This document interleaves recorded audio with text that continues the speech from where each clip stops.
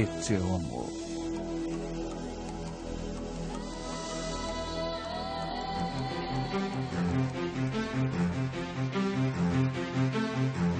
Explorações.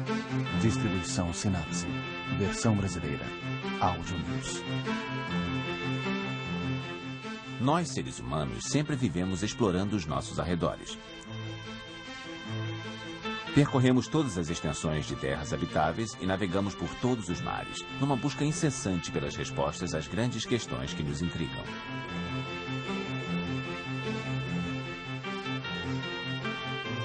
A exploração permite que o ser humano satisfaça suas necessidades básicas e também a curiosidade de saber o que existe além dos seus horizontes.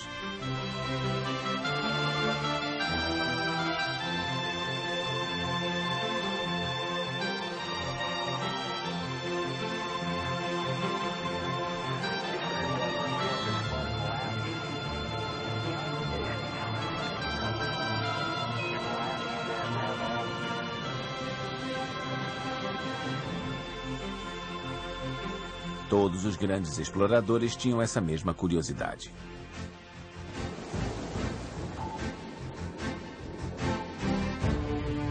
Uma curiosidade que os levou a enfrentar o desconhecido na esperança de voltarem trazendo algo novo.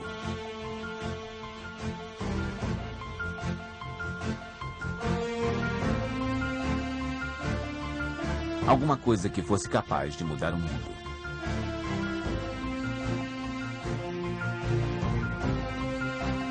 Ou de mudar o curso do desenvolvimento humano.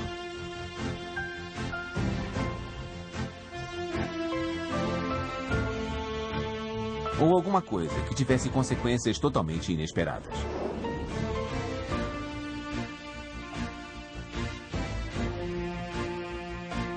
O ser humano jamais vai parar de fazer perguntas. Essa capacidade de questionar faz parte do nosso processo evolutivo.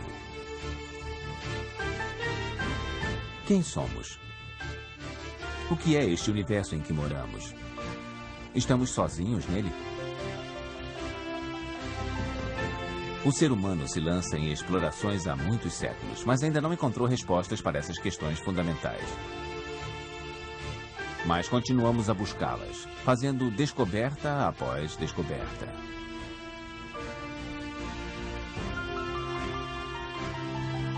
Os exploradores voltam de suas jornadas trazendo apenas respostas parciais. Essas despertam novas questões que os impulsionam para novas jornadas, num ciclo que não tem fim.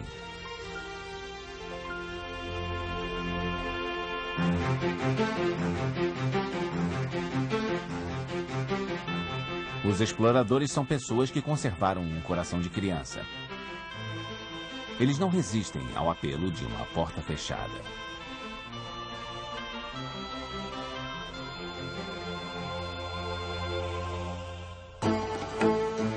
Além do horizonte.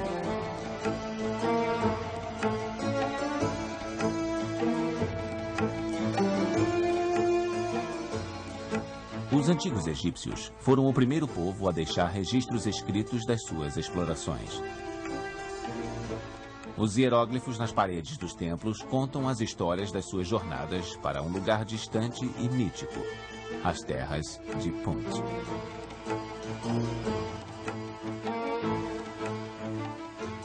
Punt era a mais antiga das terras, a terra dos deuses.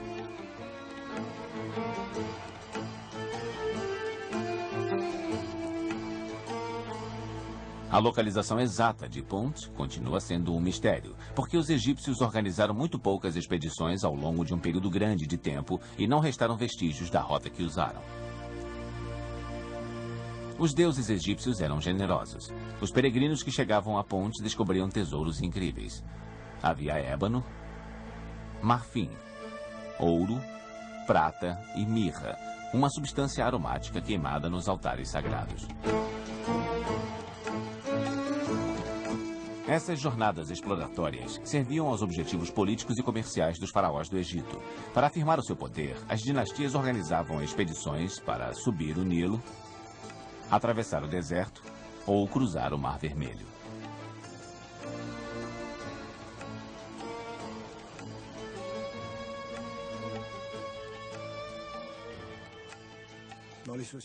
Nas civilizações antigas, os povos procuravam conhecer a região onde viviam para aumentar a sua segurança e o seu bem-estar.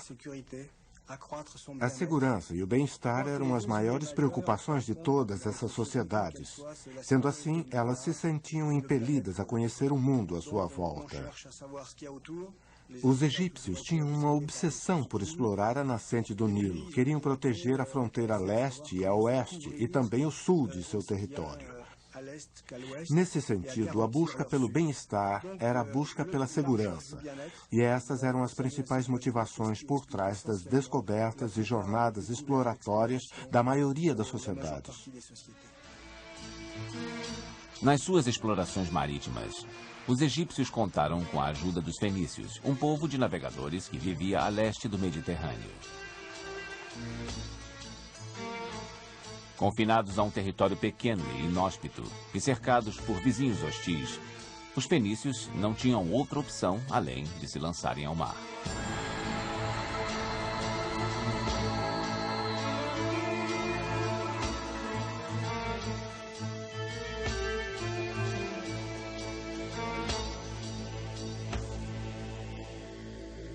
Les Phéniciens, c'était un peuple qui se trouvait.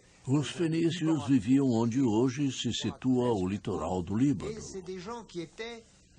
Eles eram mercadores brilhantes, verdadeiros gênios das negociações.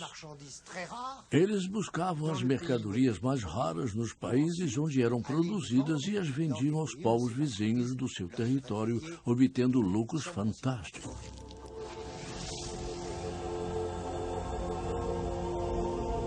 No porto de Cartago, uma frota de 60 navios esperava a ordem do comandante Hanno para zarpar. A frota passaria entre as colunas de Hércules, conhecidas hoje como o Estreito de Gibraltar, e seguiria em direção à costa ocidental da África. Eles estabeleceram entrepostos de comércio no litoral do Marrocos e do Saara e prosseguiram rumo ao sul para explorar o desconhecido litoral africano. Os deuses apareceram para mim esta noite. Eles voaram para longe numa carruagem de fogo em direção às estrelas. Eu implorei aos deuses que permitissem a continuação da nossa jornada, que nos levassem de volta a Cartago em segurança ao final dela. Assim, por muito tempo, a tripulação dessas embarcações era pequena. Na antiguidade, a maioria era galés remados por escravos. Assim, havia frotas relativamente pequenas explorando os litorais. Elas aportavam sempre que possível para explorar os territórios. Havia portos onde as tripulações já haviam feito contatos, mas em determinados lugares as autoridades locais se mostravam hostis e as negociações eram mais complicadas. Em todos os portos eles tentavam fechar negócios. Quando voltavam levando produtos que não existiam na sua terra natal, eles os revendiam ou trocavam. Era assim que os povos enriqueciam. O Mediterrâneo era praticamente o mercado mundial daquela época. Os navios dos fenícios voltavam carregados com o linho e o papiro do Egito, com marfim e ouro da Núbia, trigo e cobre da Sardenha, azeite e vinho da Sicília e perfumes e especiarias do Oriente.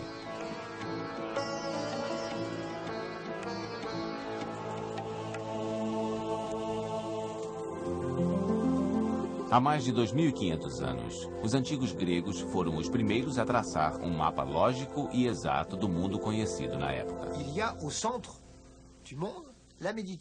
O centro do mundo era o Mediterrâneo. Na época, ele não era chamado assim. Era simplesmente o mar. O Mediterrâneo banhava 3 continentes: a Ásia a leste, a África, que era conhecida na época como Líbia ao sul, e ao norte o continente europeu. E onde ficavam os limites do mundo?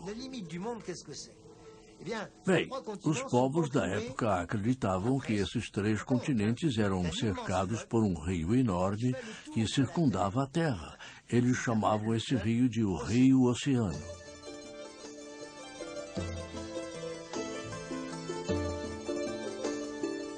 A Grécia era a maior potência da época e estendeu seus domínios aos mares. Os gregos criaram entrepostos de comércio que se transformaram em cidades. Os filósofos gregos da escola jônica diziam que a melhor forma de compreender o mundo era através da observação da natureza. Eles desenhavam os mapas das regiões que habitavam e, sem saber, criaram os fundamentos de uma nova ciência, a geografia. Heródoto foi, sem dúvida, o maior geógrafo da Grécia Antiga. Heródoto fazia explorações de barco e, quando estava no deserto, viajava a cavalo. Ele chegou a ir bem longe no interior do deserto, seguindo as margens do Nilo. Ele visitava os altos sacerdotes da região que lhe contavam suas lendas religiosas. Ele observava a vida da região e, acima de tudo, conversava com os viajantes e mercadores vindos de terras ainda mais distantes. Heródoto era um ótimo contador de histórias. Embora o que tivesse para relatar fosse verdadeiro, às vezes ele exagerava os detalhes para prender a atenção dos ouvintes. Na Índia, eu vi as maiores criaturas de 4 patas que vivem sobre a terra. Vi o ouro ser retirado das minas ou simplesmente pescado nas águas dos grandes rios. Eu vi árvores selvagens cujos frutos guardam uma lã mais macia que a lã das ovelhas. Na Arábia, o ar é impregnado dos perfumes mais maravilhosos. E na Etiópia moram as pessoas mais altas e mais belas do mundo.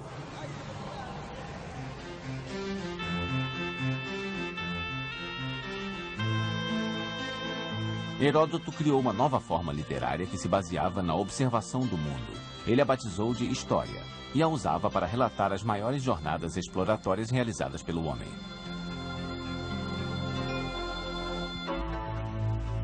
Viajando o mundo inteiro.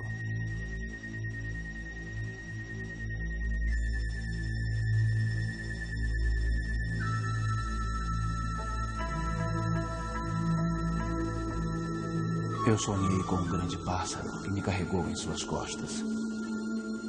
Ele me levou para os lados de Meca. Ele me levou para os confins do Oriente, até o país verde e escuro, onde me deixou.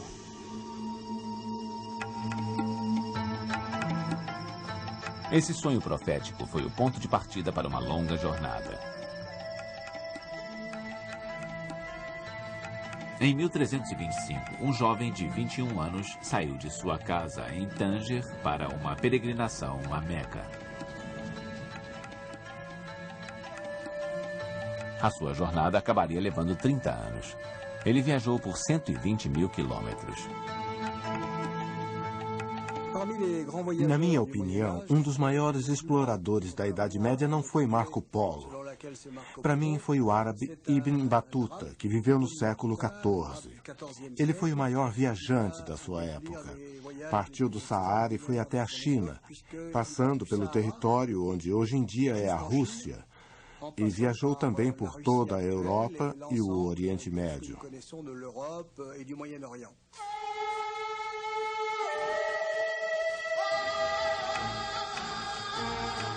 Ibn Battuta era um viajante que preferia ter os pés no chão. Ele não queria atravessar o mar, que considerava traiçoeiro e perigoso. Preferia seguir a pé, se unindo às caravanas que encontrava pelo caminho. Os melhores geógrafos e exploradores da Idade Média vieram do mundo árabe. O Islã era a religião dominante, e os árabes organizavam expedições para poder informar ao califa sobre os novos adeptos da religião de Maomé.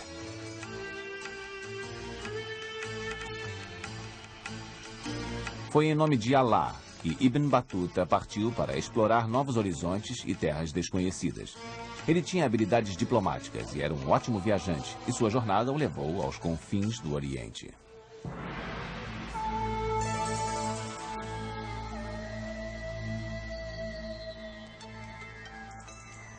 No século XV, os chineses acreditavam ser o centro do mundo.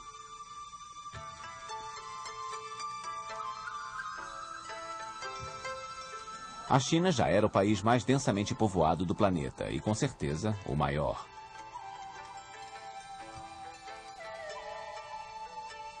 Era a época da dinastia Ming, a última das dinastias imperiais da China. O jovem imperador Yongle enviava navios cuja única missão era impressionar as terras visitadas com a grandiosidade do seu império. Cheng Ho, um amigo do imperador, foi nomeado almirante supremo da Frota do Tesouro.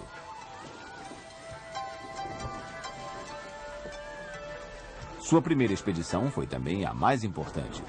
Ela incluía 317 navios com mais de 27 mil tripulantes, incluindo médicos e dignitários. A rota incluía visitas ao Vietnã, Indonésia e Sri Lanka antes de chegar à Índia. Em outras expedições, a Frota do Tesouro percorreu o Golfo Pérsico e o litoral africano. A morte do imperador Yongle trouxe o declínio da frota marítima chinesa. Depois de um tempo, um novo monarca subiu ao trono e disse que a operação toda era muito cara e devia ser suspensa. Foi por isso que, mesmo sendo uma grande civilização, a China produziu poucos exploradores se considerarmos o poder que tinha. Como devem saber, a civilização chinesa é muito antiga. Na Idade Média, ela havia atingido o apogeu do seu poder e eficácia, e o seu avanço científico era considerável. Acho que os chineses dispunham de todas as condições técnicas para cruzar o Oceano Pacífico e descobrir a América. Mas a história caminhou de outra forma.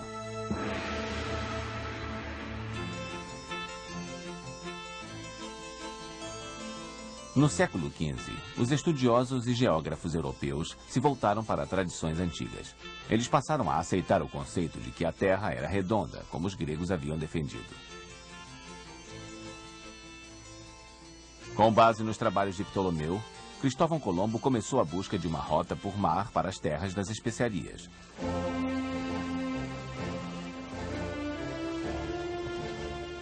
Com uma frota de 3 pequenas caravelas, ele partiu rumo ao ocidente. Colombo jamais encontrou o caminho para as Índias, mas fez outra descoberta. Um continente que mais tarde recebeu o nome de América. Isso criava um problema terrível. Tanto cristãos quanto judeus tomavam os textos bíblicos como fundamento de vida. E, segundo a Bíblia, só existiam 3 continentes: a Ásia, a África ou Líbia e a Europa. E como eles acreditavam que toda a criação de Deus estava descrita na Bíblia, simplesmente não poderia existir um 4º continente. Mas essa pode ter sido pelo menos a segunda descoberta da América, já que há indícios de que os vikings e outros povos podem ter visitado o continente americano. Mas se houve este desembarque, não se tem notícia de que ele tenha afetado muito a vida no Novo Mundo. Em contraste, a chegada de Cristóvão Colombo tornou-se um momento histórico marcante. A partir dela, os europeus se autoproclamaram conquistadores do mundo. No início do século XVI, quando os portugueses controlavam os mares do Oriente, Fernão de Magalhães disse ao rei da Espanha que poderia encontrar um caminho para a Ásia navegando na direção oposta. Em primeiro lugar, vinham os interesses da Espanha, as preocupações econômicas. Mas existia também um desejo de confirmar se a Terra era mesmo redonda e se isso podia ser comprovado. Além disso, havia os motivos políticos. A coroa espanhola queria reinar suprema. Carlos V chegou a dizer que o sol jamais se punha no Império Espanhol.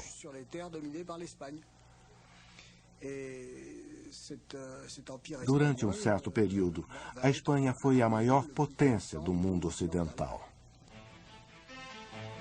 Fernão de Magalhães era um homem ambicioso e obstinado. Capitão exigente, ele obrigava seus homens a desafiarem os próprios limites. Eles chegaram ao extremo sul da América do Sul e estavam prestes a entrar em um estreito desconhecido. Magalhães disse aos seus marinheiros: Marinheiros, ouvi-me. Estamos prestes a fazer uma travessia difícil. Esse canal pode ser a passagem que procuramos, mas ele é muito estreito e a passagem pode ser perigosa. O vento não está a nosso favor e as tempestades são frequentes nesta região. Eu pediria que todos vocês se confessassem para receber o corpo de Cristo, como bons cristãos que são.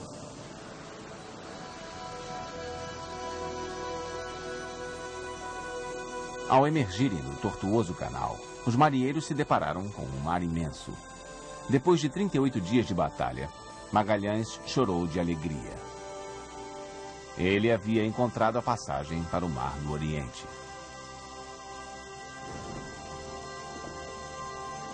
Magalhães e sua tripulação navegaram durante quase 4 meses em águas paradas à procura de um local para baixar âncora e conseguir novos suprimentos. O tempo estava tão bom e as águas tão tranquilas que o capitão batizou aquele mar de Pacífico. Fernão de Magalhães morreu nas Filipinas, assassinado por guerreiros nativos. Mas a sua expedição conseguiu voltar para casa. Mesmo sem o capitão, eles refizeram o caminho de volta a Sevilha. Quando a frota partiu, era composta por 5 caravelas e um total de 250 tripulantes. Ao voltar, havia apenas um navio com 19 marinheiros e o diário de bordo de Magalhães, onde ele havia registrado suas impressões sobre a viagem.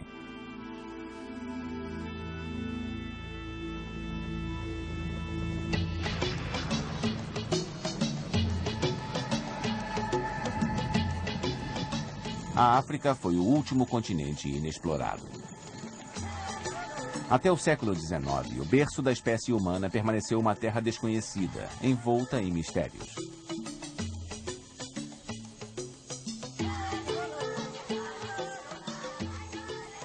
Cerca de 5.000 anos depois das explorações egípcias, foi a vez dos britânicos enviarem uma grande expedição para pesquisar a famosa nascente do rio Nilo. Em 1856, John Speke, oficial do exército indiano, foi enviado para descobrir o ponto de origem do Nilo. Depois de uma jornada longa e exaustiva, Speke finalmente encontrou o lago, que batizou de Lago Vitória, em homenagem à rainha. Embora não pudesse provar, Speke anunciou ter encontrado a nascente do rio Nilo. Mas havia dúvidas sobre a precisão das suas descobertas. Os britânicos organizaram outra expedição para verificar se o Lago Vitória era mesmo o ponto de origem do Nilo. O Dr. Livingstone, um missionário cujo nome hoje é famoso, foi encarregado de chefiar a missão. Infelizmente, Livingstone desapareceu. Não se teve qualquer notícia dele durante 3 anos. Foi então que o jornalista americano Henry Morton Stanley partiu em busca do explorador britânico. Ele encontrou Livingstone no povoado de Ujiji, numa região que hoje pertence à Tanzânia. Livingstone estava empenhado em defender os nativos contra os mercadores de escravos que proliferavam nessa parte da África.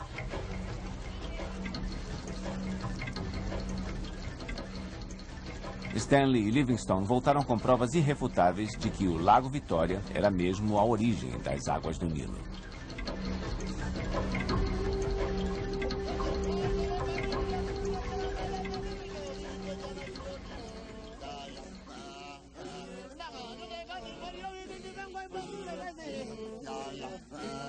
No final do século XIX, países europeus passaram a estabelecer domínio sobre territórios africanos. A colonização estava se disseminando para que, segundo os colonizadores, os nativos pudessem desfrutar os benefícios da civilização europeia.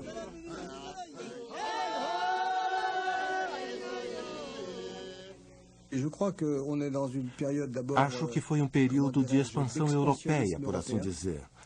Foi uma época em que o homem branco, como nós nos denominávamos, se sentiu um conquistador. Acertadamente ou não, nós sentíamos que nossa missão era a conquista.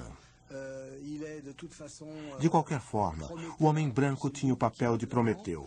Ele ousava explorar o desconhecido. Ele queria levar seus conhecimentos a outros povos e também almejava a glória. Cada explorador queria ser o primeiro a plantar sua bandeira, fosse para o seu triunfo pessoal ou para a glória de seu país. Mary Kingsley foi uma mulher corajosa, que desafiou as convenções da sua época. Ela não só se tornou uma exploradora, como ousou questionar a política colonial britânica.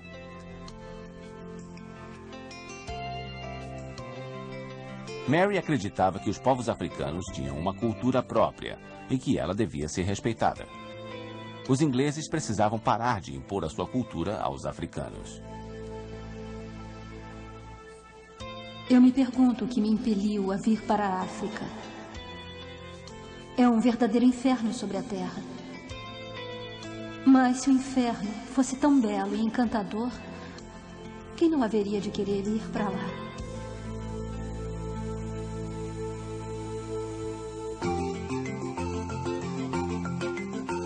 As últimas fronteiras inexploradas.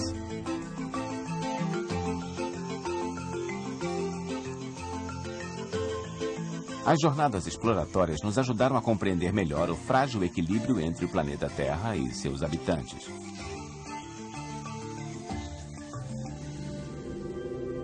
Mas hoje, a exploração também se tornou ela própria uma indústria. Existem sempre novos territórios a serem descobertos, repletos de recursos naturais e tesouros para enriquecer quem for extraídos. Às vezes, essa extração é feita de uma maneira que põe em risco o meio ambiente.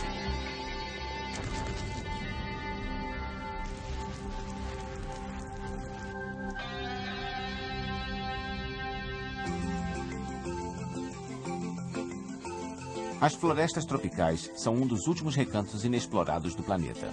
Hoje, elas são o destino de muitas expedições. Essas florestas abrigam milhares de espécies desconhecidas e recursos naturais valiosos. Mas é preciso aprender a descobri-los, catalogá-los e protegê-los. Na selva amazônica, a exploração tem sido tão intensa que o futuro da região está ameaçado.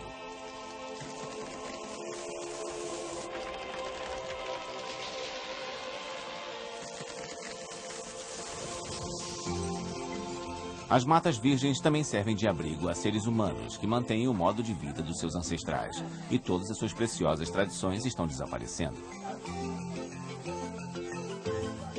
Por exemplo, membros de uma tribo indígena do Amazonas eram conhecidos por mergulhar suas flechas numa secreção aparentemente inócua de uma espécie de sapo. Mas essa substância provou ser um veneno usado pelos índios, e os cientistas extraíram novos antibióticos dele.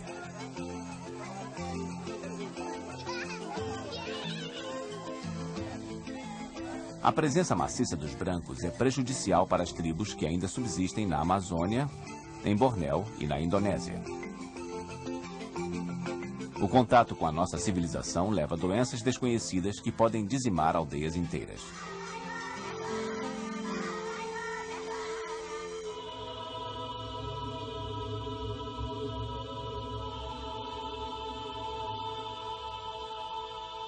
Vista do espaço, a Terra é um belo planeta azul, que se destaca dos outros. Essa coloração azul vem da água, que cobre 2/3 da superfície do planeta. Os oceanos têm um papel decisivo sobre as variações climáticas da Terra. A corrente quente, que dá origem ao fenômeno conhecido como El Niño, é um bom exemplo disso. Seus efeitos desastrosos poderão ser sentidos em diversas partes do mundo.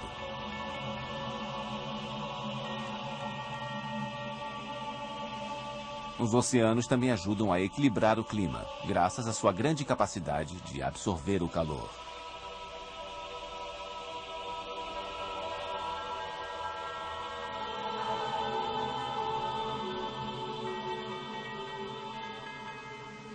Atualmente estamos pesquisando o papel que os oceanos cumprem por causa da sua capacidade de absorver dióxido de carbono, que é um dos principais elementos envolvidos na produção do efeito estufa.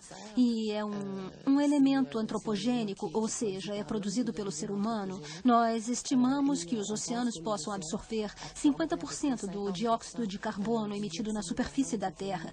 Por isso, talvez eles possam ajudar a reduzir o efeito estufa.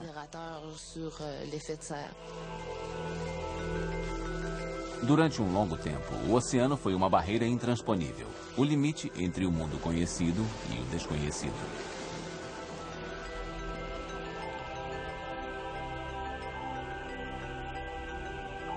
Mas e quanto ao fundo do mar?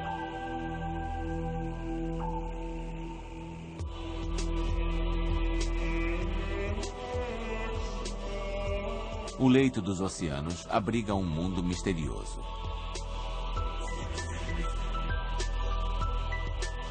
É um mundo povoado por estranhas criaturas e perfurado por fissuras tão profundas que parecem levar ao coração do planeta.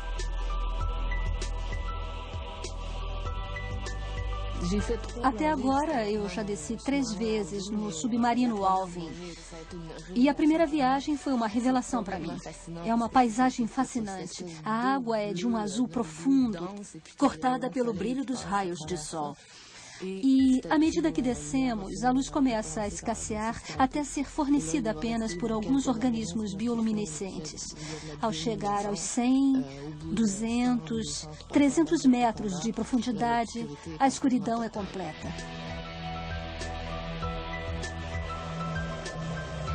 Até hoje sabemos muito pouco sobre o mundo submarino. E as informações que temos são extraídas por conta de pontos de interesse específicos. As pesquisas se concentram principalmente nas cadeias de montanhas subaquáticas e plataformas oceânicas, que nos ajudam a compreender melhor o deslocamento das placas tectônicas. Estima-se que, atualmente, o homem conheça apenas 5% do leito dos oceanos. Quanto mais fundo mergulhamos, mais o frio aumenta. E mais hostil o ambiente parece à vida. Ainda assim, existem fontes de vida, chamadas fissuras hidrotermais.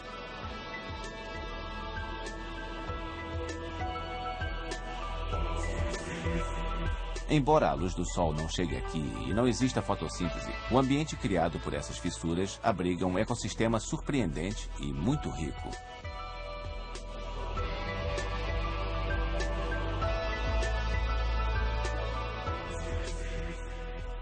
Desde a descoberta dessas fissuras, já registramos 300 espécies que eram totalmente desconhecidas. Atualmente, a cada mergulho descobrimos novas espécies. É um potencial inacreditável. Comparado ao que vemos normalmente no leito marinho, esse ecossistema abriga um número impressionante de organismos. Pode haver até 10.000 seres vivos por metro quadrado.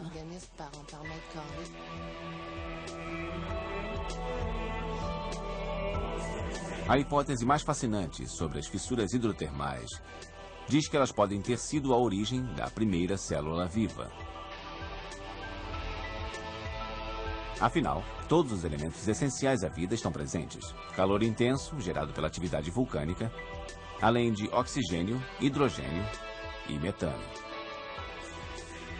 Além disso, a descoberta desse ecossistema tão peculiar alimenta a possibilidade de que possa existir vida em outras partes do universo.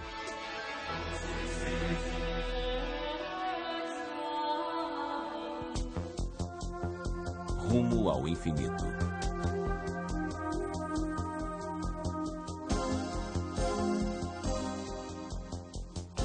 Hoje, nós olhamos para o espaço sideral da mesma forma que os nossos antepassados olhavam para o mar. Sonhamos com grandes expedições capazes de desvendar os segredos do universo.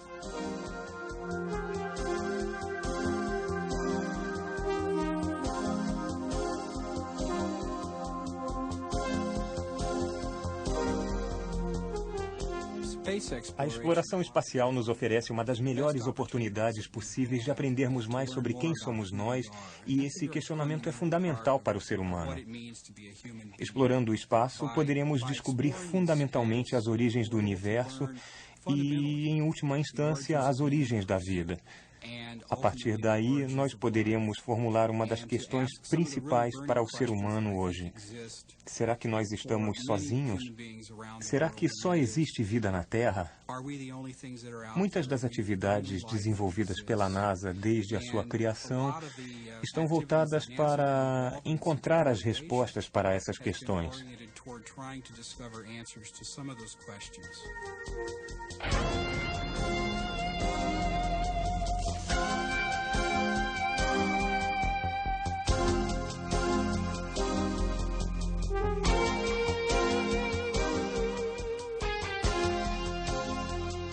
Por exemplo, hoje nós podemos afirmar com certeza que existe gelo em uma das luas de Júpiter, chamada Europa, e que esse gelo está em movimento.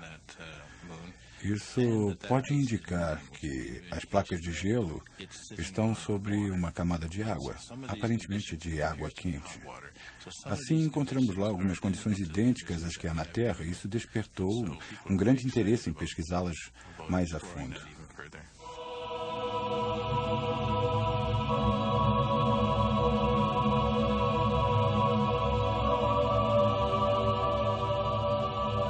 A exploração espacial é um empreendimento muito caro. Ela consome um total de cerca de 21 bilhões de dólares por ano de países no mundo inteiro. Os europeus, japoneses, canadenses, americanos e russos uniram forças para lançar um novo projeto, uma estação espacial multinacional.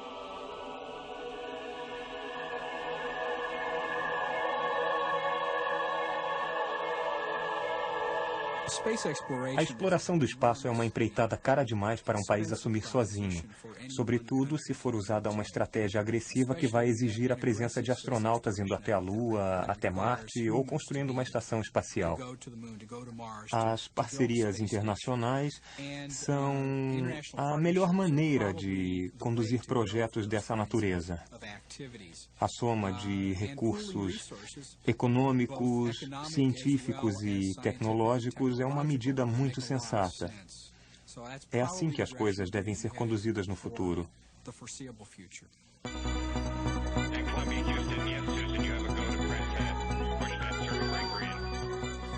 As dificuldades encontradas para a exploração do espaço levaram ao desenvolvimento de novas tecnologias que têm aplicações práticas em nosso cotidiano. A miniaturização de componentes eletrônicos é um exemplo. E também as pesquisas com matérias-primas mais leves. Originalmente, o Teflon foi inventado para reduzir o atrito entre peças de motores. Hoje, ele é usado para fabricar panelas antiaderentes. O desenvolvimento de materiais feitos de microfibras sintéticas deu origem a roupas e acessórios mais confortáveis que já estão no mercado.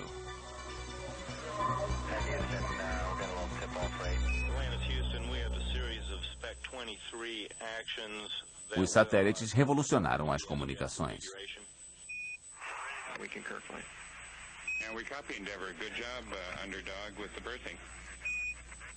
Acho que qualquer pessoa é capaz de compreender que a comunicação por satélite serviu para encurtar as distâncias no mundo. Hoje, acontecimentos podem ser transmitidos para o mundo inteiro em tempo real. E isso só foi possível com o desenvolvimento das comunicações por satélite. A segunda grande aplicação dos satélites, que está se tornando cada vez mais importante, é a chamada observação do planeta. São satélites desenvolvidos para monitorar a Terra, o movimento das nuvens e o meio ambiente. E eles estão nos dando as informações mais precisas de que dispomos sobre o nosso próprio planeta, ajudando na preservação do meio ambiente e no melhor gerenciamento dos recursos naturais. Essas são as duas grandes utilidades da tecnologia espacial para a vida aqui na Terra.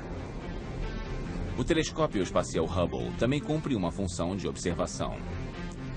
Ele permite que exploremos os confins do universo sem pôr vidas em risco, já que não é tripulado.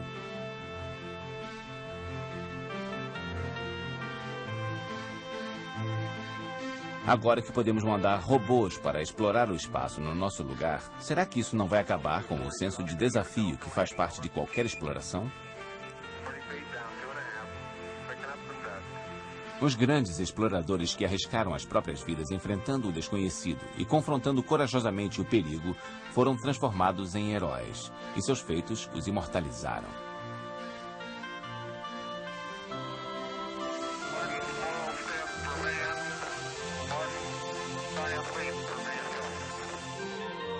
O primeiro homem a pisar na Lua e o primeiro a desembarcar na Antártica foram elevados ao posto de heróis. Será que para eles era importante o fato de serem os primeiros a pisar em um território desconhecido?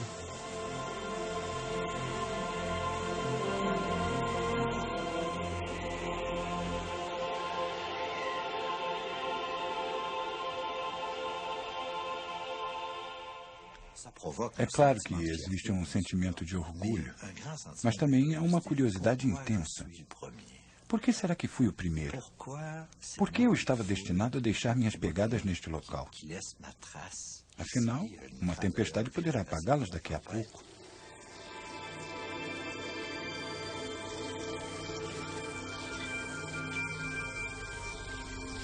Para aprender mais sobre a capacidade humana de resistir a ambientes hostis, Bernard Voyer e Thierry Petry atravessaram a Antártica, uma das regiões mais inóspitas do mundo.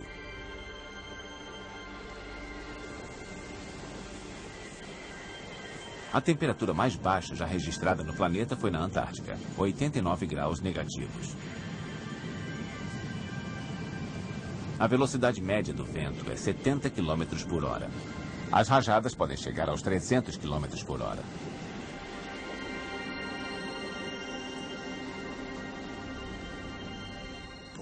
Por que ir para a Antártica? Ou por que subir uma montanha? Quando você chegar ao topo, o que poderá fazer além de voltar pelo mesmo caminho? Então, por que subir? As pessoas dizem que os aventureiros são os conquistadores do inútil, porque nem sempre retornam com novos avanços para a humanidade. Mas nós trazemos uma carga preciosa. Na verdade, é ela que nos mantém vivos. Enquanto caminhava pela Antártica, eu avançava todos aqueles quilômetros dentro de mim mesmo também. E esse é o grande sentido das jornadas exploratórias.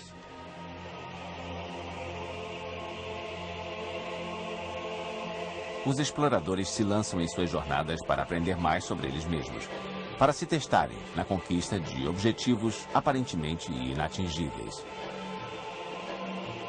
Participar de uma expedição é a melhor maneira de nos confrontarmos com nossas limitações.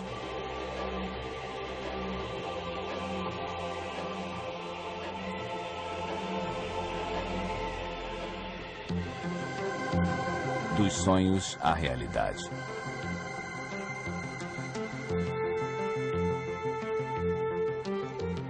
Depois de tantos milhares de anos de explorações e tantos anos de descobertas, talvez possamos achar que a curiosidade natural do homem esteja se desvanecendo aos poucos. Mas isso seria um engano.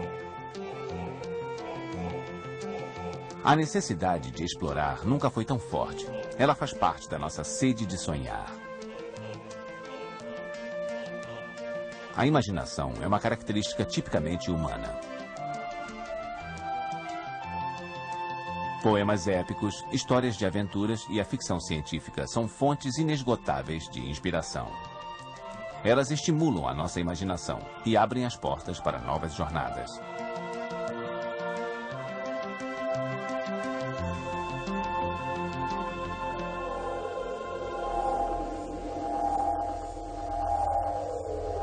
O desconhecido serve de inspiração para os escritores da mesma forma como fascina os exploradores. Afinal, ele pode guardar preciosidades. É difícil dizer se a ideia da colonização de outros planetas é viável ou não passa de ficção científica. Com certeza, ela ainda não faz parte da realidade e vai continuar não fazendo durante muito tempo. Mas quase qualquer coisa que o homem é capaz de imaginar, ele também é capaz de realizar. Eu não diria que é impossível a longo prazo. A ideia de extrapolar o limite deste planeta, de explorar outros planetas e empreender viagens intergalácticas, é um dos grandes sonhos do ser humano atualmente.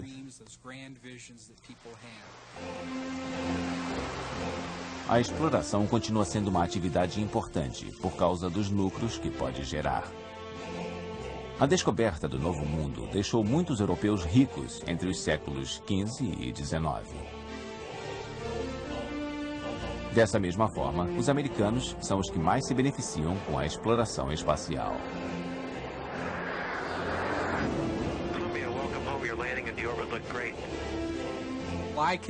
A meu ver, existem 5 fatores que possibilitam as explorações. O primeiro é a vontade política. É preciso haver uma meta política a cumprir. O segundo é uma economia estável que garanta recursos para financiar a exploração. O terceiro são as tecnologias necessárias. O quarto é um modelo científico que permita o aproveitamento e incorporação dos novos dados científicos. E o último e mais importante é uma opinião pública favorável. A população deve perceber a importância do projeto e estar disposta a despender tempo e energia para colocá-lo em andamento. A exploração leva a mudanças e a uma evolução que pode beneficiar a humanidade como um todo. No século XVI, os europeus viram a descoberta da América exclusivamente como uma maneira de enriquecer. 500 anos mais tarde, nós sabemos que foi uma descoberta carregada de sentido e que permitiu o surgimento de uma nova civilização.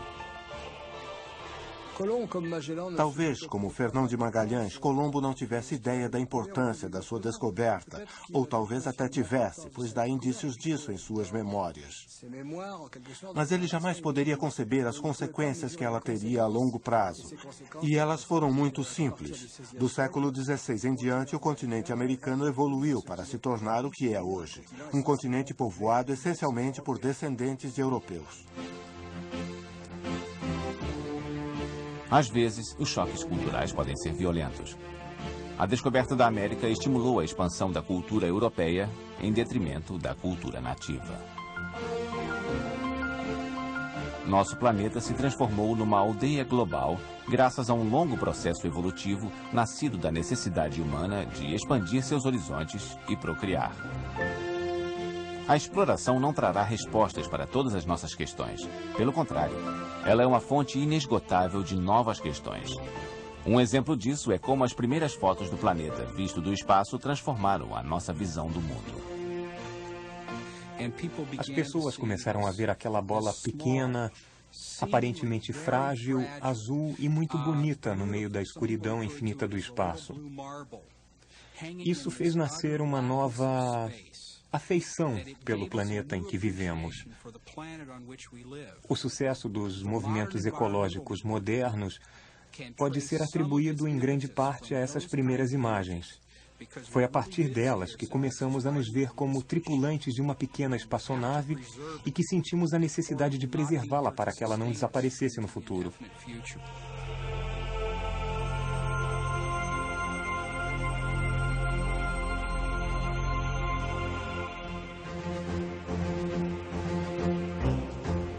Nesse mundo moderno, os cientistas assumiram a função desempenhada pelos filósofos do mundo antigo. Nossos antepassados se concentravam nos porquês. Hoje nós buscamos descobrir o como.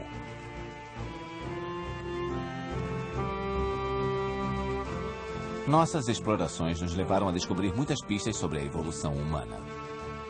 Elas também contribuíram para o surgimento de novas ciências e nos abriram os portões do espaço. Nossas explorações nos levaram a descobrir, dominar e povoar novas terras.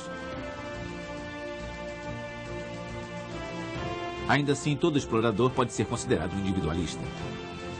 É uma pessoa que irá lutar pelos seus ideais e que se lança ao desconhecido de braços abertos. A jornada exploratória é uma busca sem fim.